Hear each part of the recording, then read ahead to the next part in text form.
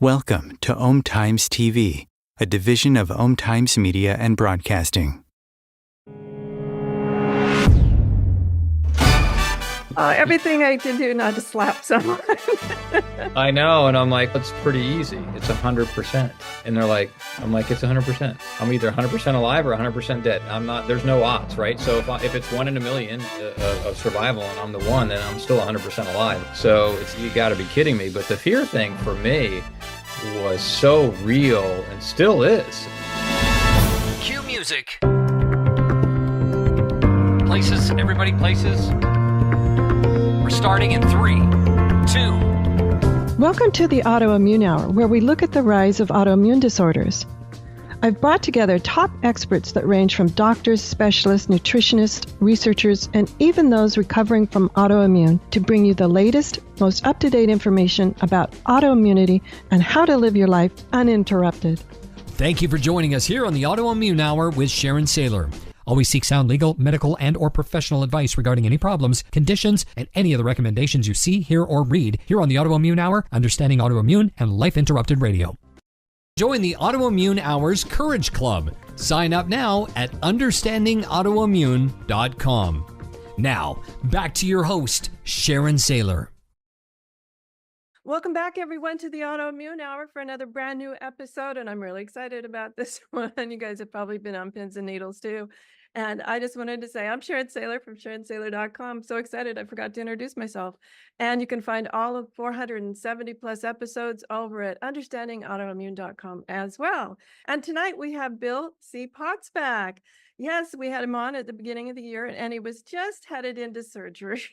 So recently I reached out and I said, hey, what you doing? And when he popped on the screen this morning, he said he was just done playing tennis. So Bill is an incredible guy. Let me read his bio because it's just amazing. Bill C. Potts is a 5-time cancer survivor with cancer number 6 efforts currently underway. And he has had a successful business career. He is an Ironman athlete, as well as a dedicated father of 3, including twin girls. And he celebrated 32 years of marriage in the Bahamas with his remarkable wife, Kim, and they live in Florida. And his cancer journey spans 22 years as his lymphoma is incurable and keeps coming back. And then an incredible journey that he's had since then. As I said, 5-time cancer survivor. And when we last talked to him, he was just headed into surgery for cancer number 6. So I wanted to check in. I'm sure you do too. Hey, Bill, good seeing you. Sharon, thank you for having me on again. I was excited to be on your show. Oh, and I was so thrilled when I reached out with an email just saying, hey, Bill, how you doing? And you said, I'm up and I'm ready to go. So I was so surprised. Your resilience and your grit and your fortitude just leave me awestruck. Thank you. That's nice of you to say. Now, fill us in a little bit what you've been up to. Like I said, when we popped on the video here, you said, I'm just got in from playing tennis, which was not the answer I was expecting. Bravo. Thank you. Part of my journey the last 22 years that has really made a big difference for me is my physical conditioning and being in good physical shape. So I'm in essence, sounds odd to say it, but I'm in essence training for when my lymphoma comes back. And so I seem to be able to know when it's time to ramp it back up. So I'm always working to make sure that when my lymphoma comes back, I'm in the best physical shape possible, because that has really made a big difference in my journey. And so after we spoke last time, I had a prostate surgery. And so I was out of commission for a while and just starting to get back into it. It was surprising in that a lot of the side effects that they were expecting me to have post-surgery, I didn't have. And I think that's a lot of it's because I'm younger than the average prostate surgery patient, number one. And number two, I had trained for it. So I was in really good shape going into it. So my recovery, albeit the first month was terrible, just sitting on the couch for a month, which would be hard for me. I've been able to bounce back pretty quickly. And so I'm really grateful for that. We can't say that the prostate cancer door has shut. I'll be back in 1 month. And we'll confirm that, but we're all pretty confident that the prostate cancer journey is winding its way down, and we'll keep an eye on things as you do with all the cancers, but we'll get that one out of the way. And then I can focus on living life and staying in shape. If and when the lymphoma comes back, I'm ready for it. Wow. Now, not all of us either can or aspire to be a Ironman triathlon. So, I'll say survivor of that too. I have friends who have run it, and it sounds to or actually done it. It's the biking, swimming, and the running. It sounds absolutely grueling. What are some things that you tell other patients or people? Like I'm thinking, even with autoimmune, sometimes the fatigue is so bad, it's all I can do to go for a walk. You have tips on getting out there and staying at it? I do, because I've been in that situation too, way too many times, where I'm just too beat up from chemotherapy, immunotherapy, or surgery to be able to do too much. And so on those days when I really don't feel physically able to do stuff, I'll go sit outside in the sun. I call it vitamin D therapy. I get to hear the birds. I get to watch the butterflies. We have a very butterfly favorable backyard on purpose. So it's like a wildlife show in our backyard. So I sit out there. I also ground myself. I take my shoes off. I sit with my feet in the grass. Or sometimes I'll just sit on the grass and connect with nature that way. I'll do deep breathing the best I can. And so I'll do all those things on days that I can't exercise, but I always try to push myself to at least get out a little bit, no matter how tired I am. And my doctors have encouraged me this. Sometimes I just have to try to push through the fatigue. And that might be literally taking the dog 5 houses down and turning around and come back. But that little bit really helps reset my mind. And for this show, one of the issues I continue to have is the immune system. And I go through ups and downs. My cancer of lymphoma is of the immune system. So at its best, my immune system is not great. And at its worst, which is going through the chemotherapy, I have none. And I've had to learn to adapt my life in a way to try to avoid getting sick. And my wife has been a great gatekeeper for people that come over, and they know now, but to make sure that they're healthy and safe. It wasn't too many months ago. The electrician comes over. We live in a 100-year-old house. So electrician comes over, and I look at him and I can tell he's sick. So I just walked out the back door and said, my wife, you'll have to handle him. And we installed a Remy Halo system, hospital quality air purification system in our house. And I just have to be really careful. Like today, when I was playing tennis, one of the guys says, look, Bill, I am not well. I'm like, is it COVID? Is it the flu? What is it? He goes, it's some sort of cold. And so I made sure I stayed on the other side of the court from him and washed my hands when I finished. And luckily it was very windy today. Yeah, it's been interesting going on another direction, but living as an immunocompromised person it continues to be challenging, but I just adapt. I'm lucky I live in Florida, so I can eat most of my meals outside. That doesn't mean I always do, but I sure try to. My immune system now is at a base level, which would be not terrible, but not great. So I have a little bit more latitude when I travel now, which I am traveling on airplanes again. Finally, it's masked, and every time mask around people. If I go to a baseball game with the Rays and it's inside, if it's crowded, usually isn't. And when I go into the bathroom, I'll throw a mask on or whatever just to be safe. So yeah, it's an interesting life I lead, but it's become my normal. And my friends just know that, and they just deal with it. And if they're sick, they just don't come over. What's fascinating, it's reminding me during the time of COVID. And now when I throw on the mask to go into a public restroom or something like that, nobody gives me a second look. But when I did pre-COVID, it was everybody's like backing away and who's this strange person? In a way, I'm trying to find a few silver linings of that whole 3-year ongoing issue now. And majority of people are a little more understanding of what it is to be immune compromised. Yeah, it's a huge difference from even a year into the pandemic, when people would ask you, why are you having a mask on, right? Or telling you that you don't need it. And I think now, I agree with you. I think most people accept that if somebody has a mask on, there's a reason for it. And I don't get any sort of pushback or funny looks. And I live here in Florida, where there's a lot of old people. And so you see a lot more masks in the grocery store here than you might in a younger market. And it really is accepted. And I think that's the good news. And if we're going to eat somewhere and it looks like it's going to be busy inside, my wife or daughter will say, hey, go to the front and say, hey, he's immunocompromised. Can we have a seat outside? And 100% of the time, they're accommodating. There's no question. So they get it. So I think you're right. It took a while. It took a while, and I was thinking about that the other day when I had to get on a plane and I put my mask on. And before, there might have been a little pushback, or a little weird looks or finger pointing. It just uncomfortableness. Now it was just nobody gave it a second thought.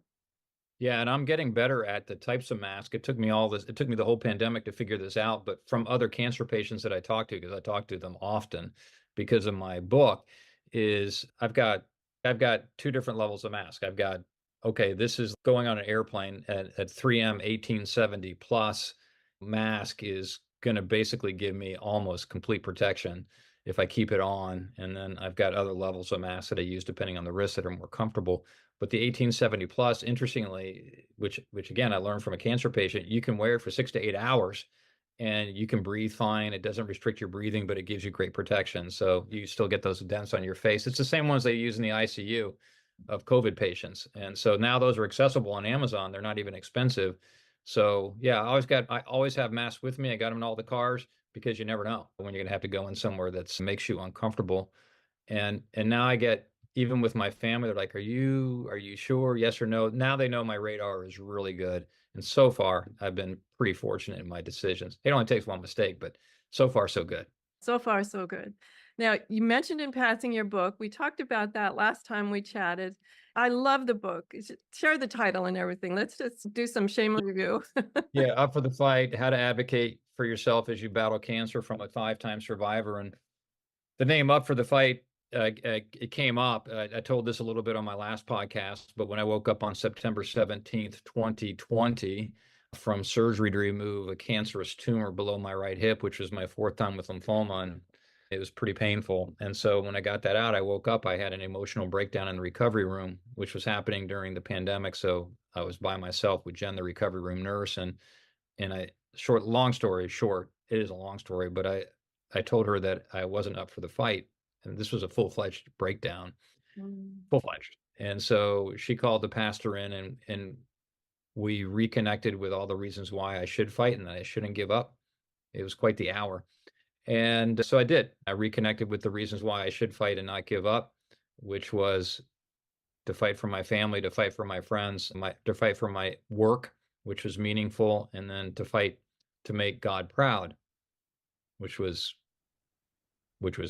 really amazing insight from the pastor. And so I was good up for the fight after about an hour and a half of conversation. And at the end of this whole thing, where I thought we were done, she leans in like this, right into my eyes, and says, "Now, Bill, I want you to turn your pain into purpose and write a book to help others." And that's what happened. And I was coming off of fentanyl and morphine, so I had pretty good reasons not to remember or not do it. But at my house, the Potts house, a deal's a deal. And honestly, I reached out to a publisher, and the CEO called me and said, "We want to do this book. We want to do a book like What to Expect When You're Expecting, but for cancer patients, because that book isn't out there." They'd done their homework on it.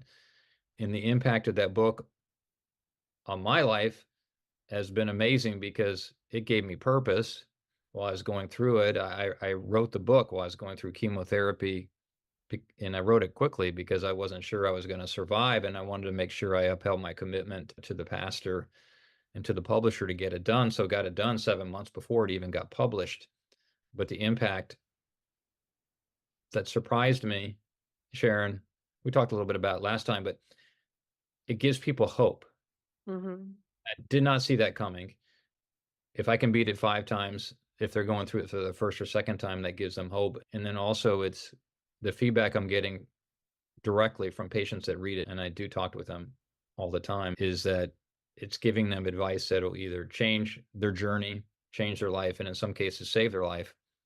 And what better purpose in life can there be in that? So in a million years, I never would have guessed my life would go in this direction, that cancer would have a positive in my life. But it's had many positives, not just getting the book out there and helping people. And the book sales are actually going up in the second year versus going down. I've been lucky enough to get some good press, Daily Mail, Good RX, some pretty good international media on this thing. And that's really kept it going. And I think word of mouth is really working on it, because the book works. And that's not from me. Of course, I wrote it. I'd say it's a good book, but it's from the people that are reading it that is making a difference. And all thanks to Pastor Tanya. And a couple of things that came out in that conversation that we just had listening to, Bill, is the power of purpose and the power of community. And I find that really part of why I do the Autoimmune Hour too, As we had spoken in our last interview, the reason I do the Autoimmune Hour is my frustration with my care. And being a communication expert in my everyday life, I was like, if I have this much problem speaking and advocating for myself with the medical professionals and others, what is someone who doesn't have my training going through, who are feeling crummy and feeling fatigued and feeling too tired, not up for the fight? And so to me, the two commonalities here are the power of purpose and the power of community. I know you share other powers within. If you want to comment on purpose and community or dive into some of the other things that you discovered in sharing, because I think the thing about your book, not only hope, but it also says you're not alone. Your feelings are valid. You'll be okay. Express your feelings. There was so much in the book about sometimes when you start feeling, why me? And seeing that, oh, maybe an uncomfortable response, but it's perfectly normal. It's a sane response. Yeah, it's true. The power of community makes such a difference. Now, interesting, what I have learned now, I'm lucky. My community reaches out to me from the book because I'm easily accessible. Early on in my journey, I was involved with some Facebook groups, particularly for cancer patients, and I'm still one that I actually is fantastic, is for immunocompromised people. But the cancer side got a little bit dark for me because so many of the stories weren't having happy endings, and so much of the information I was reading on the Facebook groups has been inaccurate. But one of the great communities that helped me so much was one on Facebook for people that are immune compromised. And so much so that that group helped me get Evusheld, which is the drug that is made for people that don't have an immune system to get you some protection from COVID. It's not approved anymore. There's a new one coming out. So when I went on that Facebook group and I'm like, guys, I have no immune system. Nobody else on the group did either. I'm like, where do you think I can get Evusheld? And somebody says, hey, they just got a shipment at this little small hospital in Ocala, Florida, which is like a 2-hour drive from me. And I'm like, you're kidding. And so I called the hospital and she goes, how did you find that we have this drug? And I said, from the Facebook group. She goes, okay, yes, we do have it. They had it in abundance, whereas nobody else had it. And that was going to be the difference for me getting any sort of protection for COVID, because the vaccines just wouldn't work and didn't work. And it's convalescent plasma donated by other people. So I basically am getting protection from other people's COVID. And so I go up there, drive up there, and I call and I'm like, I'm not coming in. I said, you're treating COVID patients right there. How can I come in and get a COVID protection if I got to walk through where there's COVID patients? And they're like, you're right. And so they took me around another area, came in a back door, put a shield on me. Of course, I had my mask on, sat in a room, did my thing, and went out the back door, so I didn't have to see anybody.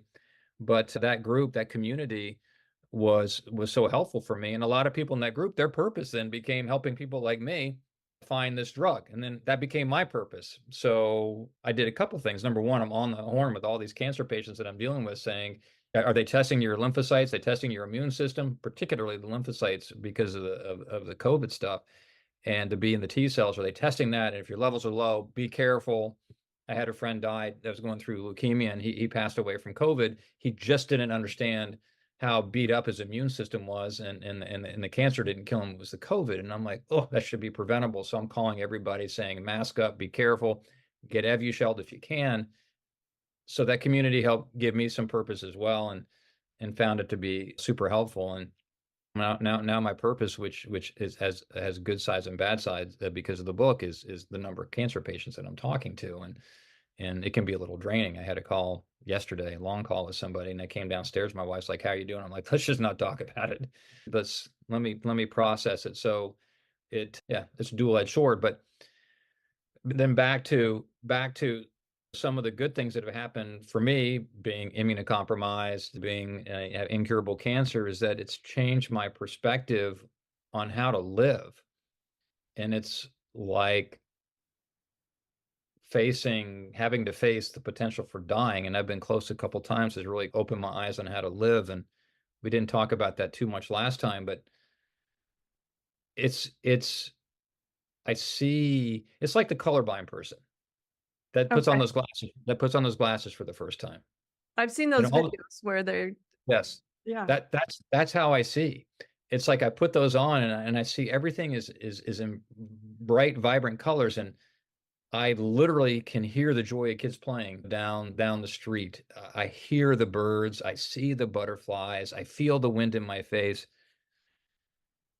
I just sense all that in a bigger way than I did before, and it's been so beautiful because I can be so much happier just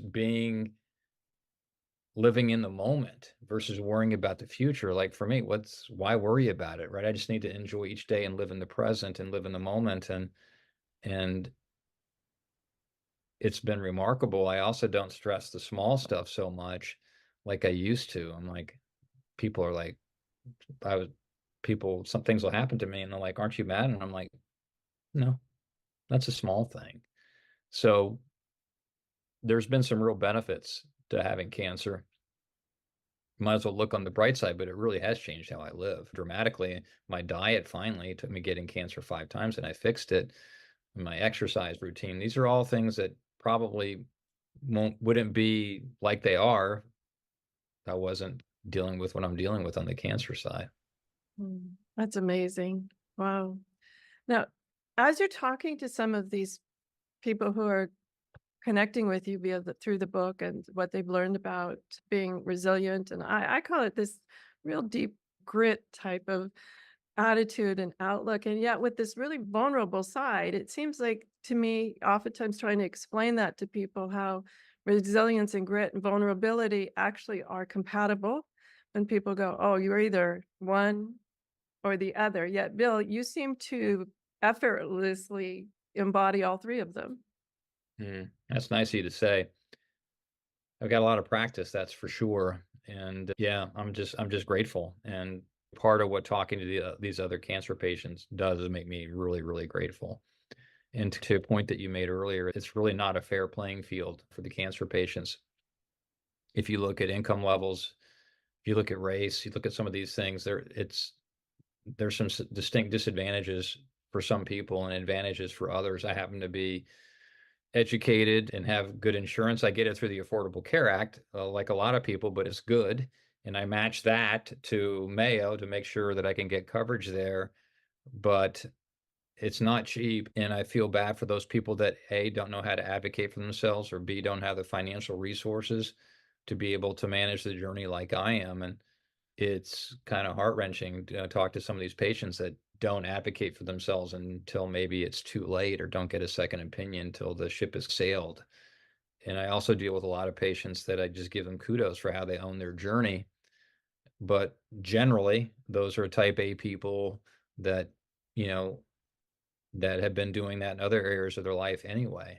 But for the folks that don't know to get a second opinion, or don't know how to ask for help, or don't know how to look things up on the internet, or don't understand what they're reading, it's tough.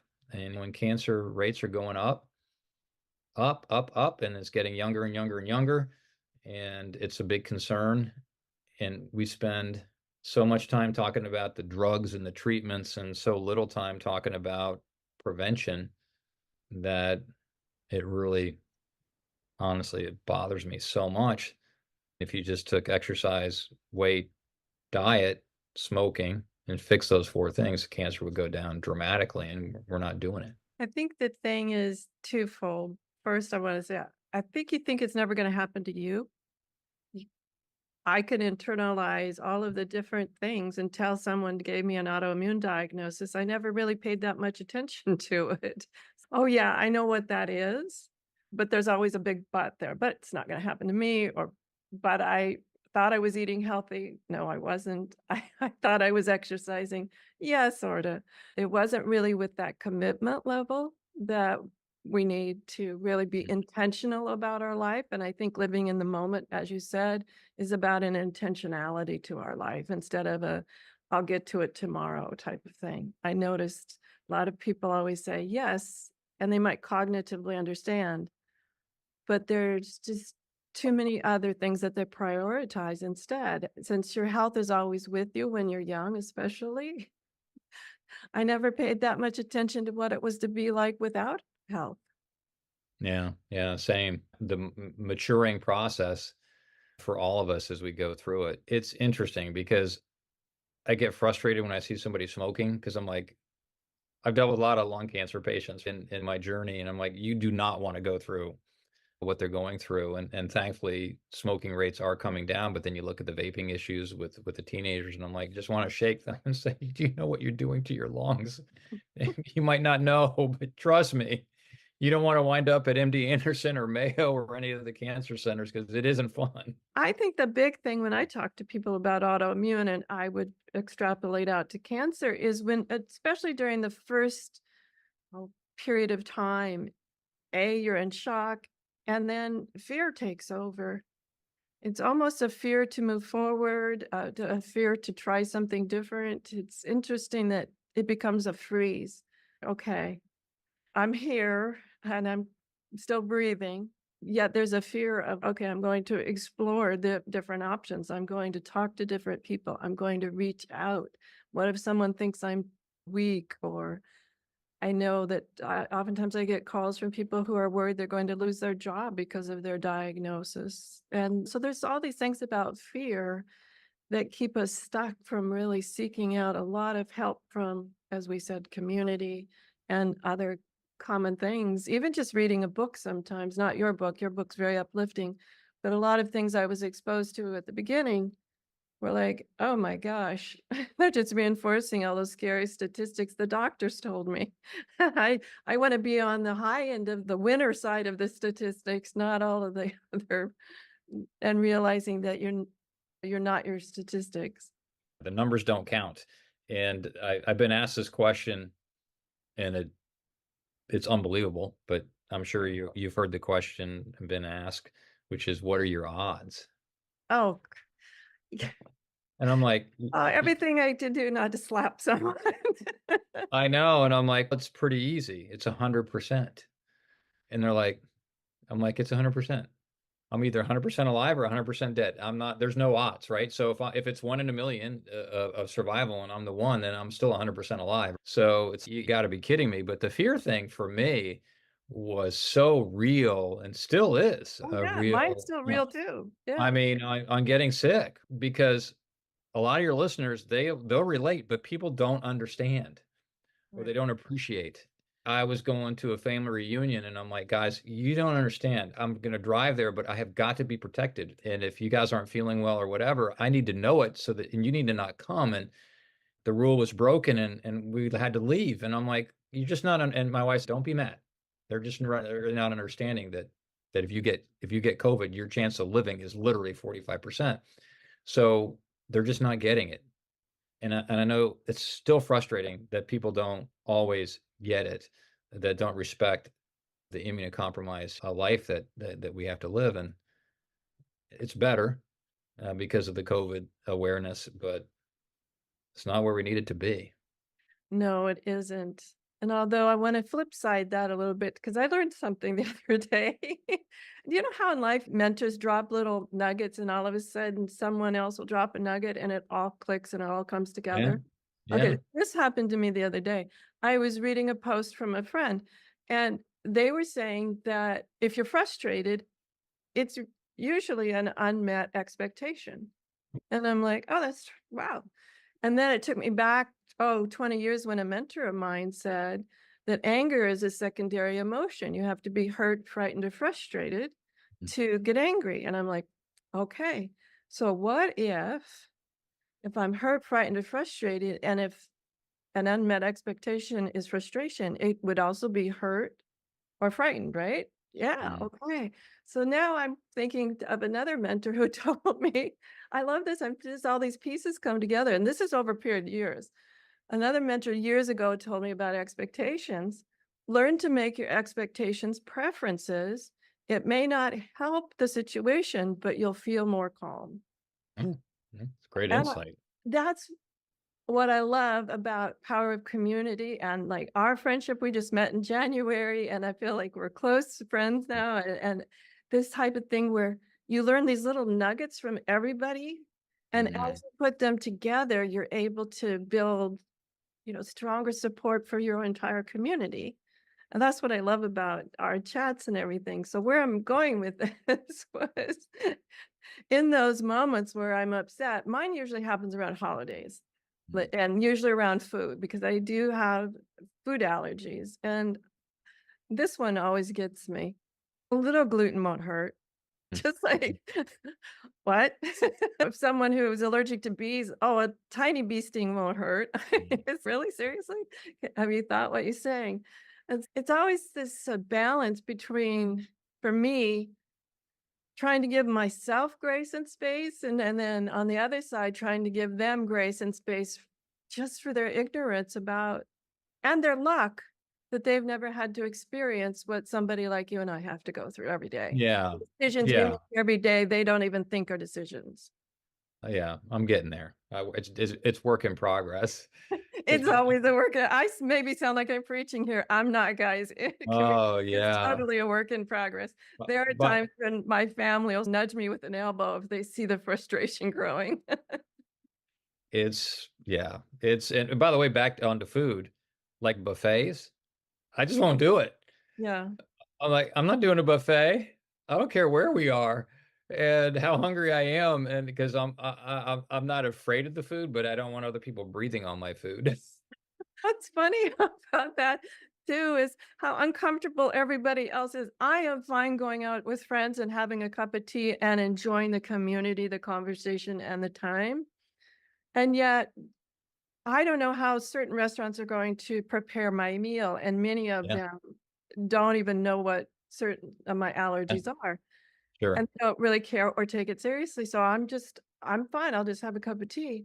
And yet my close friends are cool with it. But it's funny when you get a larger group, how people get so anxious to help you when they're not really helping you if they just left you alone with your cup of tea. Yeah, totally agree. Do you have to carry an EpiPen? Yes, I do. I I, do. ca- I carry an EpiPen now, but it's for my dog. She's allergic to ants. She went into anaphylaxis a few weeks ago, and I literally carried her the vet 7 doors away, thankfully, from where we live, and ran her over there, and they saved her. But I'm like, wow, I carry around an EpiPen Junior for my dog, but I can't imagine what it's like to have that issue as a person, to always have that with you and not knowing how they're preparing food and having really zero margin for a mistake. And a lot of people with autoimmune have environmental allergies as well. Yeah, Walking sure. to some mold, a mold-filled store that you didn't know. Wow, that's hats off to you. Oh, we all have our things that we have to learn to do, right? Have you had to use it? No, I've been lucky. I haven't. They give you the tester kit all the time, and I've practiced the tester kit a few times. Yeah. I do know that it would just take a huge amount of courage to do it, though. Early in my immune recovery, I had to give myself shots, Yeah. and it would take 15 minutes to gather up the courage to Yeah. It's like actually. jumping in a cold swimming pool. Yes, exactly. Oh gosh, I have to do this one more time. And I feel so for diabetics and others that have to do that. You can really begin to relate when you experience it yourself. And luckily for me, I was able to move past that phase of my recovery, but have a whole new understanding and sympathy for all the fear that comes up. Even some people would call it irrational. Yeah. I don't think it's irrational. I think it's perfectly human to not Sure. want to stab yourself either with an EpiPen, because in an EpiPen, you're obviously working from time is of an absolute essence. Luckily, I haven't had to, but I do love that they send that little tester with you. Also, because I taught some of my family members how to do it too. Oh, smart. Yeah. Smart. In case you can't do it. That's smart. I think the power of community and things like your book, were talking about your experience and so many other things you learned, as well as so many of the other guests sharing their tips and tricks and little things that they found out along the way. It does help calm a little bit of the fear of it all and not to be able to live in fear. And I've met many people with my experience, mostly around autoimmune, who do have what I'll say stuck in low level fight, flight, or freeze. They're Mhm. always in the sense of alarm. And I feel that could be possible with cancer patients as well, to make sure the environment's safe more than we would prior to our diagnosis. That's true. It's remarkable the skills that we develop as immunocompromised patients. I can walk into a place and I can identify who's sick in 5 seconds. It blows the mind of my wife because she's like, yeah, how do you know this? We were at a resort in Colorado and we were eating our meals outside. This is in September. And so they were aware of my issue. And so they were great. And so we were there for 5 days. And at the end of the 5 days, one of the managers came over and goes, how's your trip? And did you feel comfortable? And I'm like, yeah, but you had two really sick people that were here while we were here. And he goes, who? So I said, that guy. So I told him, he goes, you're totally right. We had to call 911 on him. And he's had a lung infection or whatever. And I'm like, okay, who was number two? And I told him, and he's like, how do you know that? I'm like, I have to know it so I can stay away from them. I don't have a choice. I just know. And that brings up this big part for me, because I can't tell you how many times I knew my intuition was correct, either about something going on with myself or someone else. And to be able to trust yourself, to advocate for yourself and not let someone talk you out of it. Oh, you're being hysterical or you're overthinking. I've heard all of those things, and you just know it's true, it's real. And each time that I listen to that little inner voice of mine, no. One time I had a medical professional and came highly recommended, but for whatever reason, I just didn't feel right. I was like, no, I can't go through this process with this particular professional. It just isn't right. And just so many things didn't add up in my mind. And finally, it took me a while. This wasn't instantaneous, everybody. Allow yourself some space and grace. I was seeing them, and then all of a sudden I just, no, I can't do this anymore. There's absolutely something not right. And lo and behold, it was 10 days later, I found the ideal person who could help me with my condition. I felt safe. I felt like I was being heard. So trust your little spidey sense, everybody. I think it's really important. You may not know why, because I still don't know what it was about that other situation. I just knew every time I was in that situation, it wasn't right. Yeah, good for you for recognizing it and making a decision on it and trusting that instinct. I Yeah. wish I'd made it sooner, Bill. I think it lasted about 5 weeks or so. And I knew it the first week, but I kept trying to talk myself out of it. So that was the big thing for me, is I learned trust myself. When my spidey sense says, something's not right. Okay, I may not know what's not right, but move on, because something better is out there. That's interesting because there's a parallel to that in how my life has changed because of my health issues, which is the things that I say no to and say to it confidently. And volunteering, I was volunteering at a homeless shelter and then get cancer again. I can never go back there, right? Because you talk about high risk from catching something, being inside with people that unfortunately are the unhoused.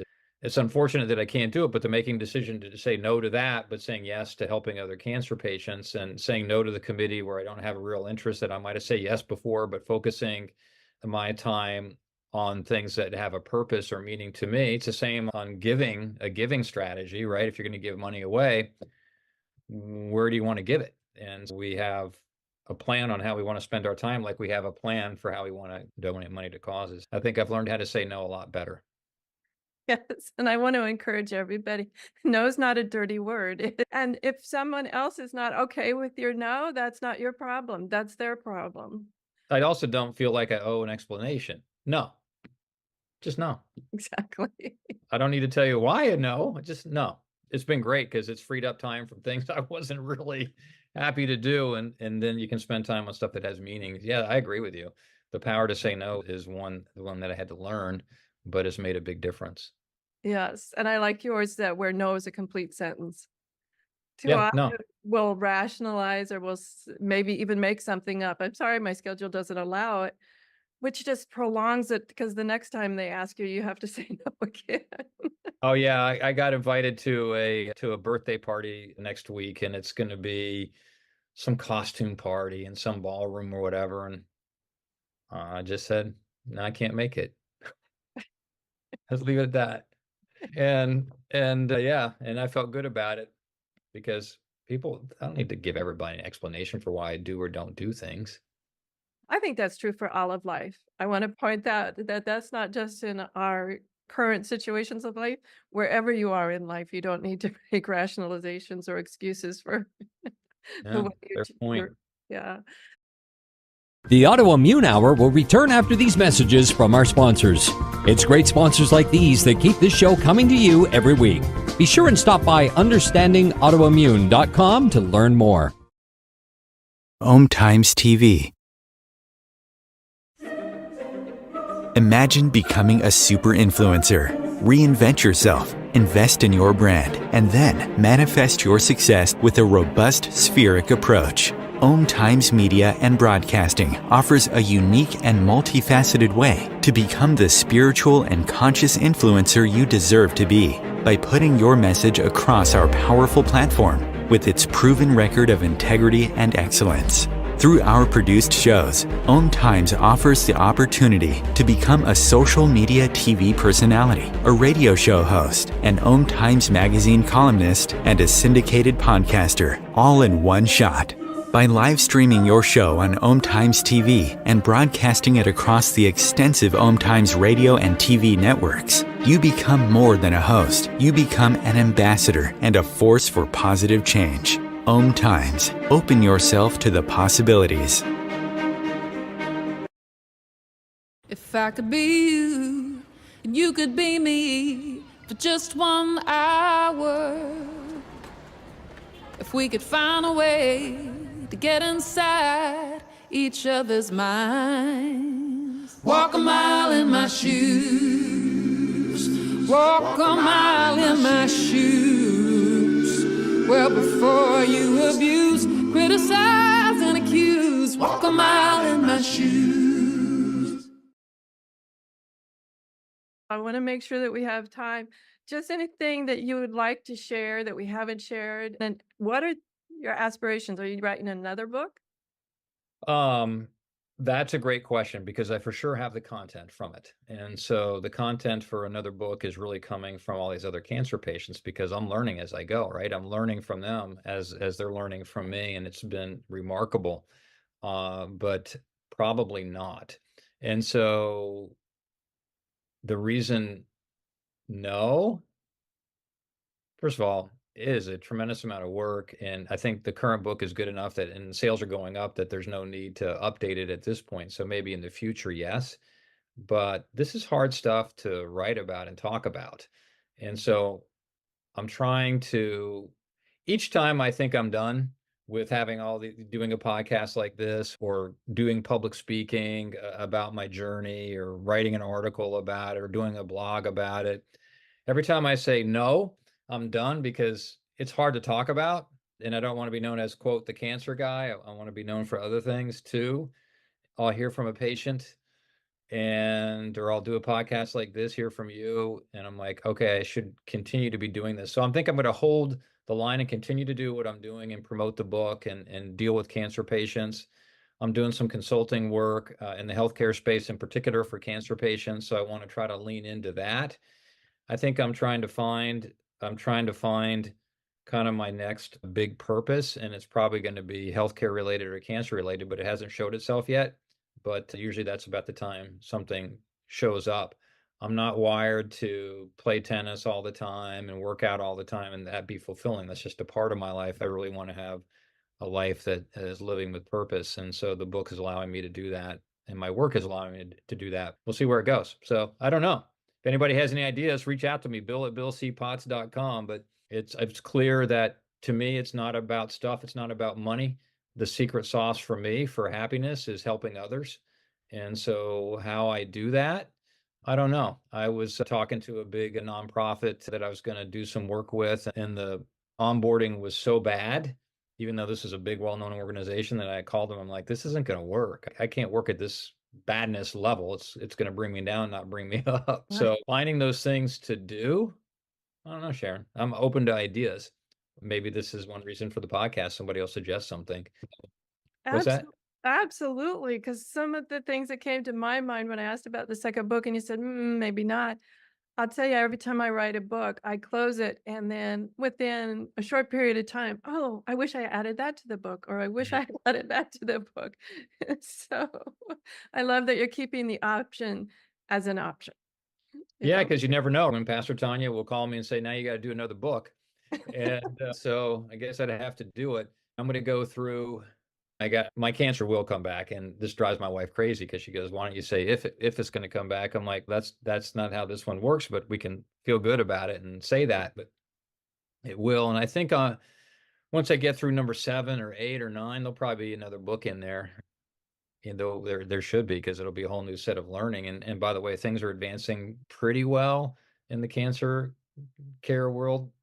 Honestly, some cancers are good, some are great, and some are terrible on how the treatment's progressing. So there's a lot of room to roam on things getting better.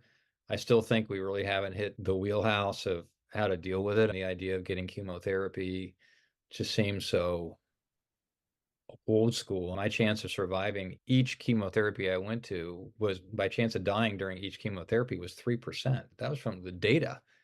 And people don't particularly understand the seriousness of chemotherapy and the side effects that they create, some permanent, some not, that there's going to be some breakthroughs. They're working on it. And I'm involved with some of that too, because I'm talking to all these people because of the book, that I'm super encouraged about the future of cancer care. I'm super encouraged about the plight of the immune compromised, because there's another drug already about to be approved by the FDA for COVID, like it was for Evusheld. So I'm encouraged by all that, but I'm also, it can't go fast enough. And I say the longer I live, the longer I will live. And if anybody's rooting for quick advances in treatments, it's people with cancer or people like me with incurable cancer. And if I can stay in remission, I thought it would be, if I could get 3 to 5 years, so there'd be enough advancements where it would improve the math of my next round of it. Probably going to need a little bit more than that. So my goal too, my number one goal is to try to stay as healthy as I can. I'm ready when it comes back, and I can hopefully, through all that delay, it coming back, which is a balance, right? So I'm not going to ever do another Ironman race, because that beats up the immune system, doesn't strengthen it, right? It's too much for the body. I'm not going to do a lot of heavy cycling anymore because I have issues. That's not very comfortable. I'm going to do running, but I won't do any more. I won't do a marathon again, because again, it beats up the immune system, whereas a half marathon probably strengthens it. So changing everything on how I live, but moderation, and part of it's aging too, but it seems to make a lot more sense. It does make a lot of sense. And one of the things I wanted to circle back on was the comments about how fast certain medical advances are happening. And I noticed that in specific fields of the autoimmune as well. I think cancer treatments and autoimmune treatments go somewhat hand in hand. There's a lot of understanding of the immune system that plays into both of Oh, those, big time. Yeah. both of those therapies. Yeah, the part that I still want to bring out from the Autoimmune Hour is the power of friends, the power of community, the power of being okay with yourself, the power of loving yourself. All of those things play into the healing process too, especially the power of community and people that are like, such as yourself, willing, I'll say a stranger willing to take a phone call and listen to someone who's really having a tough time. That's the value of your podcast, right? Is that community. People don't feel alone. And yeah, cancer patients or autoimmune patients should never feel alone. People like you, right? I'm sure for me, it was hard during COVID going through treatment, because I didn't have a lot of socialization face to face, almost none for 2 years. But through things like this and online communities, and phone calls was really helpful. Just a quick aside about the face-to-face. I had 3 medical professionals that I met during the time when everybody was wearing masks, especially in medical situations. And I never knew what they looked like below their eyes. Well, it was the most disarming and enchanting time the first time you see someone's whole face. That's true. Oh my gosh. One was like, I didn't think that's in my mind. I didn't think that's what, your nose and mouth would look like. Not in a bad way. It was just like somehow in my mind, I had a different rest of their face. It You're was hoping it was George Clooney, and it wasn't. no, they're perfectly beautiful, but it was just like, why did I have this different impression? And I'm sure the same for me with some medical professionals only seeing your nose and then everything below your neck. It's kind of like, who is this person? The connection of smile, the connection of all of those sorts of things that we were missing out. So that for me really brought home to continue to focus on building community and knowing that there are others who can understand what you're going through. And for me, I found it was really helpful just finding most of the times people don't have the answers, but just, I like to say, confirm my sanity. No, what you're going through, your fear is perfectly normal. What you're going through, the vulnerability that's normal. People do that. And it's nice to have someone else confirm your sanity from time to time. Yeah, and it helps. And I've promised this blog to write it for some healthcare company, but I haven't written it yet because I'm having a hard time writing it. But is the impact of loneliness, your health diagnosis, and how it can get pretty lonely. To this point, when I told my wife I'm thinking about writing this article, and she goes, "What do you mean lonely?" You and I'm like, it's lonely. It's lonely having an autoimmune disease sometimes, and it's for sure lonely being a cancer patient. I don't know how particularly it is in the world of the autoimmune piece, but in the cancer world, a lot of people disappear when you're diagnosed with cancer. Mhm. And for me, obviously, being largely alone outside of my wife and dog for a long time, it's lonely. It's lonely that people don't seem to understand what you're going through. You feel like you're on your own. And the online communities were helpful to a point, but the face-to-face is the difference maker for me, is that socialization. And it's pretty lonely for a while. And I have to deal with loneliness when you're going through a health issue.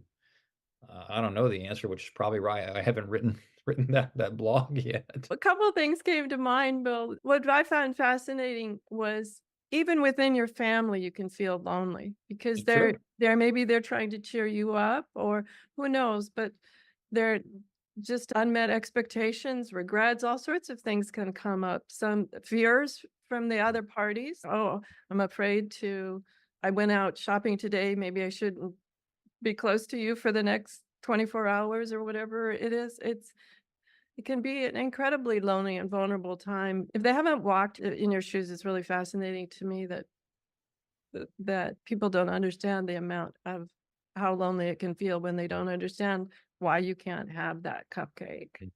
Yeah, for sure. We're just about out of time to share where to get the book and any final thoughts. It's so good to catch up with you, Bill, and bravo for you made it through number 6 and you're looking good. And I was so thrilled that you were out playing tennis. Oh my gosh, thank you. Yeah, it was lucky. I'm super lucky and super grateful, and I'm so glad that you reached back out to me. That means a lot. And just having this conversation with you makes my day, and I really appreciate you. Oh, thank you, Bill. I just fell in love when we had our first meetings and our conversation. So where does everybody get the book that we've been teasing everybody with? Where can they find Yeah, it? yeah. Anywhere books are sold, Amazon, Barnes and Noble, Target.com. But obviously, most people are buying their books on Amazon, and I got a lot of reviews on there. And if you don't need it for yourself, and hopefully your listeners never need to buy it, but most of us know a friend or family that's been through it or going through it or will go through it. It's a good book. As a gift, I'm finding that so many of these books are being provided as gifts to cancer patients, and it's written easy to read. It's not super long. It's meant to take notes in it. It's got checklists, things like that. It's 100% going to be helpful for anybody going through the cancer journey, and even those friends and family of those going through the journey. There's a chapter written by my family to coach the families of cancer patients how to go through it too. Yeah, I'm grateful for this opportunity to talk about it with you. Okay. And it's billcpods.com is your website if they want to find out more, Yes. right? Yep. Yep. A lot of pictures on there. You can see my family and my sweet little dog, Pippa. Yeah, she's a cutie. So Adorable. everyone, have a great week, whatever your adventures, and join me next week for another brand new episode. And thank you so much, Bill. And we'll check in later and see how you're continuing to do, because I always love your insights. Thank you. Appreciate it. See you next week. The information provided on the Autoimmune Hour, Understanding Autoimmune, and Life Interrupted Radio, including the websites understandingautoimmune.com and lifeinterruptedradio.com, plus social media, is for educational purposes only. What you read, hear, and see on the Autoimmune Hour, Understanding Autoimmune, and Life Interrupted Radio, and its websites and other media outlets is based on experience only. The information should never